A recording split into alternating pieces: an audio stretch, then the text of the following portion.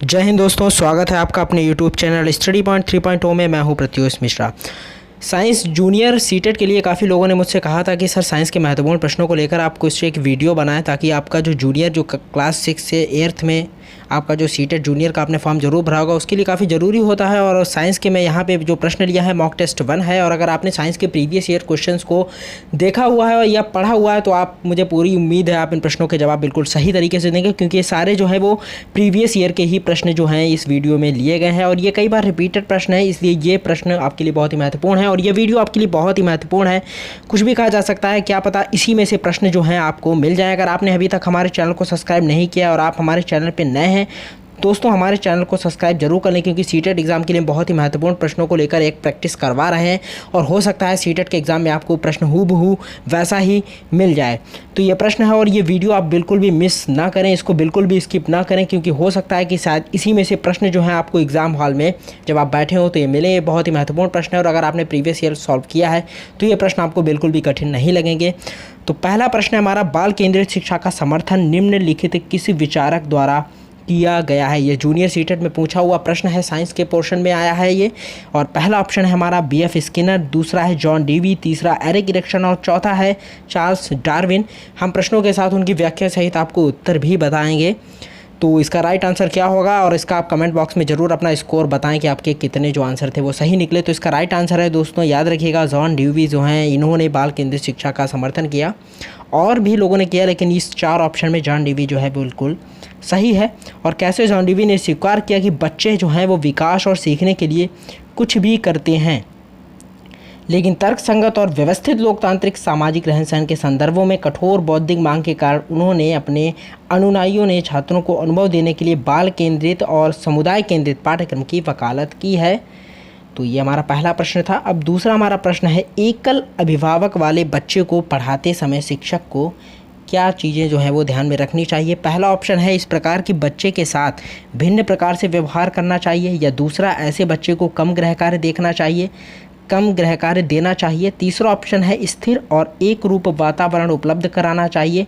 और चौथा और अंतिम ऑप्शन है, इस तथ्य को अनदेखा करना चाहिए और ऐसे बच्चों के साथ अन्य बच्चों के समान ही व्यवहार करना चाहिए। अब आप चारों ऑप्शन को जब पढ़े होंगे तो आपको बिल्कुल समझ में आ गया होगा। हालांकि जो स्थिर और एक रूप वातावरण उपलब्ध कराना, ये कुछ हद तक कुछ लोगों को सी ऑप्शन सही लग रहा होगा, लेकिन यहाँ पे सही ऑप्शन जो है वो हमारा ऑप्शन नंबर डी है, क्योंकि इससे कोई भी फ़र्क नहीं पड़ना चाहिए एक शिक्षक को कि वह जो छात्र है वो एकल अभिभावक मतलब ऐसे समूह से आया हुआ है, तो इससे कोई भी फ़र्क नहीं पड़ना चाहिए और सभी बच्चों के साथ एक समान व्यवहार करना ही शिक्षक का परम धर्म है। तो ऑप्शन नंबर जो डी है वो इसका राइट आंसर हो जाएगा दोस्तों, क्योंकि केवल एकल अभिभावक बच्चों को पढ़ाने के दौरान शिक्षक को सभी तथ्यों को देखना चाहिए और ऐसे बच्चों के साथ अन्य बच्चों के समान ही व्यवहार करना चाहिए, इसमें किसी भी प्रकार का भेदभाव नहीं करना चाहिए।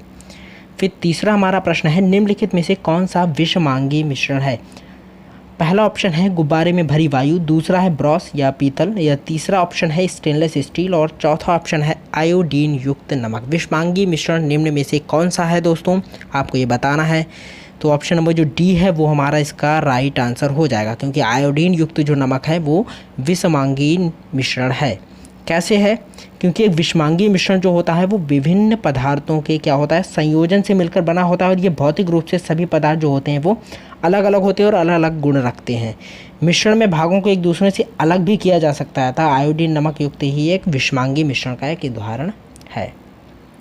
नेक्स्ट हमारा क्वेश्चन नंबर 4 और बहुत ही महत्वपूर्ण प्रश्न है ये साइंस जूनियर साइंस के लिए, कि उर्वरकों में उपलब्ध फसलों के लिए पोषक तत्व कौन से हैं। जो लोग जो ग्रामीण परिवेश से संबंध रखते होंगे उनको इस प्रश्न का जवाब बखूबी पता होगा।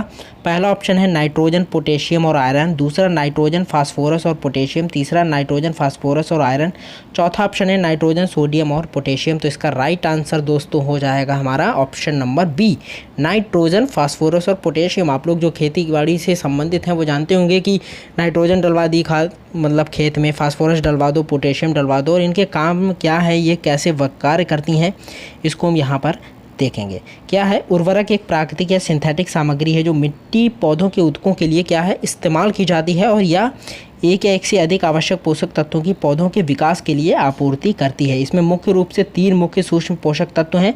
पत्ती के विकास के लिए क्या होता है दोस्तों, नाइट्रोजन, जड़, बीज, फल और फल के विकास के लिए क्या होता है, फास्फोरस, तथा मजबूत स्तंभ के विकास के लिए पौधों में पानी की आवाजाही को बढ़ावा देने के लिए किसका प्रयोग होता है, पोटेशियम। तो आपको बिल्कुल समझ में आ गया होगा कि नाइट्रोजन का इस्तेमाल पौधों में क्या कार्य करता है, पोटेशियम डालने से पौधों पर क्या फ़र्क पड़ता है और फास्फोरस डालने पर पौधों पर क्या फ़र्क पड़ता है। तो इन पॉइंट्स को आप लोग याद रख लीजिए। फिर हमारा अगला प्रश्न है, शिक्षण की प्रोजेक्ट विधि खाली जगह के दर्शन के साथ सर्वश्रेष्ठ रूप से संबंधित है। पहला ऑप्शन है मैक्स रेफर्टी, दूसरा जॉन ड्यूवी, तीसरा रॉबर्ट हेंचिस, चौथा ऑप्शन है हमारा BF स्किनर।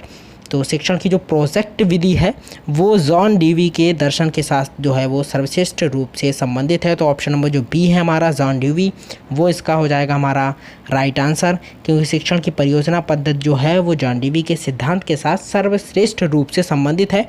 परियोजना विधि भी परियोजना कार्य, परियोजना दृष्टिकोण और परियोजना आधारित अधिगम की तरह शीर्षकों के अंतर्गत मानक शिक्षण विधियों में से क्या है, एक है। अब हम नेक्स्ट क्वेश्चंस की ओर बढ़ेंगे और बहुत ही महत्वपूर्ण है, और अगर आपने प्रीवियस ईयर के प्रश्न देखेंगे तो आपको ये सारे प्रश्नों के आंसर पता होंगे। हमारा अगला प्रश्न है, निम्नलिखित में से 3 धातुओं के ऐसे समूहों को चुनिए जो मुक्त अवस्था में पाई जाती हैं। पहला ऑप्शन है एल्यूमिनियम, कॉपर, सिल्वर, दूसरा है गोल्ड, आयरन, सिल्वर, तीसरा कॉपर, गोल्ड, आयरन और चौथा ऑप्शन है सिल्वर, गोल्ड और प्लेटिनम। तो बहुत ही सिंपल है और आपको ऑप्शन बताना है कौन सा सही होगा। तो यहाँ पे आंसर नंबर जो D है हमारा, सोना, चांदी और प्लेटिनम, सिल्वर, गोल्ड और प्लेटिनम जो है वो इसका राइट आंसर हो जाएगा। ये क्या होता है दोस्तों, ये प्रकृति में जो है वो मुक्त अवस्था में पाई जाने वाली धातुएँ हैं। सोना, चांदी और तांबा आदि, सोना, चांदी और प्लेटिनम जो है वो कम अभिक्रियाशील धातुएं जो प्रकृति में क्या है, मुक्त अवस्था में पाई जाती हैं। फिर हमारा नेक्स्ट है, निम्नलिखित में से किस पाठ में पहले सामान्य नियम स्पष्ट किए जाते हैं और उसके बाद उदाहरण दिए जाते हैं। ये बहुत ही महत्वपूर्ण है और मुझे लगता है कि ये ज़रूरी नहीं आपके साइंस के पेपर में आए, ये आपसे मैथ में भी पूछ सकता है और EVS में भी ये प्रश्न आपसे कर सकता है। तो आप समझ होंगे कि नियम से उदाहरण की ओर किस विधि में जाया जाता है। नाम से ही क्लियर हो जाता है, नियम से निगमनात्मक विधि या निगमनात्मक पाठ कहिए तो यही हमारा इसका क्या हो जाएगा, राइट आंसर हो जाएगा। इसमें क्या होता है, सर्वप्रथम एक नियम दे दिया जाता है और उसके बाद कई सारे उदाहरण देकर उस नियम को समझा दिया जाता है। तो ये हो गया हमारा ऑप्शन नंबर जो A है, इसका वो राइट आंसर हो जाएगा। अगला, और यहाँ पर यही लिखा है, एक निगमनात्मक कक्षा में शिक्षक जो है छात्रों की अवधारणाओं को समझते हुए पाठ को आयोजित करता है, फिर छात्रों से अवधारणाओं का अभ्यास कराते हुए कार्य को पूरा करने की उम्मीद करता है। यह दृष्टिकोण क्या है, बहुत ही शिक्षक केंद्रित है। यह शिक्षक केंद्रित है, इसे बाल केंद्रित बिल्कुल भी नहीं कहेंगे। फिर हमारा है, आहार नाल का वह कौन सा भाग है जो यकृत से पित्त रस ग्रहण करके इसके पित्ताशय में संग्रहित करता है। ऑप्शन नंबर जो A है हमारा वो है अमाशय, दूसरा ग्रसिका, तीसरा छोटी आंत, चौथा है अगन्याशय। तो आहार नाल का वह कौन सा भाग है जो यकृत से पित्त रस का ग्रहण करके इसे पित्ताशय में संग्रहित करता है। तो ये कार्य करती है हमारी छोटी आंत। ऑप्शन नंबर जो C है वो इसका राइट आंसर हो जाएगा, क्योंकि छोटी आंत जो है वो पाचन तंत्र में लंबी एवं अत्यधिक क्या होती है, जटिल ट्यूब होती है। नाम इसका छोटी आंत होता है लेकिन यह बड़ी आंत से बड़ी होती है और इसके द्वारा खाए गए भोजन से 90% पोषक तत्वों को अवशोषित करती है और मनुष्य में पित्त रस यकृत से लगातार उत्पन्न होता है और पित्ताशय में संग्रहित एवं केंद्रित होता है और यह कार्य कौन करता है, छोटी आंत करती है। फिर हमारा अगला प्रश्न है, क्वेश्चन नंबर 9 है, विद्यार्थियों को अभिप्रेरित करने के लिए शिक्षक निर्देशन का आयोजन करता है लेकिन निर्देशन का अपेक्षित परिणाम नहीं आता है। शिक्षक के लिए सर्वश्रेष्ठ सलाह क्या होगी। पहला ऑप्शन है निर्देशन को रोक देना चाहिए और उसे दोबारा करना चाहिए। दूसरा ऑप्शन है कक्षा को बताना चाहिए कि निर्देशन असफल हो गया है और उनसे कारण निर्धारित करने के लिए कहना चाहिए। तीसरा, विद्यार्थियों के साथ मिलकर निर्देशन की असफलता का कारण का पता लगाना चाहिए। और अंतिम ऑप्शन है विज्ञान समन्वयक के साथ एक नोट भेजना चाहिए जिसमें कक्षा में आने के लिए कहा गया हो। सबसे सही आंसर कौन सा होगा दोस्तों, तो सबसे सही आंसर जो है हमारा वो ऑप्शन नंबर जो C होएगा, क्योंकि अगर असफल हो गया तो कोई बड़ी बात नहीं है। हमें विद्यार्थियों के साथ शिक्षक का कार्य है कि वह पता लगाए कि आखिर ऐसा क्यों हुआ और यही उसे समझाना चाहिए। तो ऑप्शन नंबर C में यही बात कही गई है। तो ऑप्शन नंबर जो C है वो हमारा इसका राइट आंसर हो जाएगा। जी हाँ, यही यहाँ पे लिखा हुआ है कि बाहर खोजने के लिए छात्रों के साथ मिलकर निर्देशन की विफलता के कारण का पता लगाना ही चाहिए। और आज का हमारा अंतिम प्रश्न है इस मॉक टेस्ट का, और ये बहुत ही महत्वपूर्ण प्रश्न थे। अंतिम प्रश्न है, यदि आपसे किसी भली भांति प्रकाशित पेंटिंग के प्रतिबिंब को दीवार पर प्रक्षेपित करने के लिए कहा जाए तो आप इस उद्देश्य के लिए निम्नलिखित प्रकाशीय युक्तियों में से किसे चुनेंगे। पहला है समतल दर्पण, दूसरा उत्तल दर्पण, तीसरा अवतल लेंस, चौथा उत्तल लेंस। तो इसका राइट आंसर क्या हो जाएगा दोस्तों? इसका राइट आंसर होगा हमारा ऑप्शन नंबर जो सी है, वो हम अवतल लेंस को चुनेंगे। और अवतल लेंस इसके लिए क्यों बेहतर है?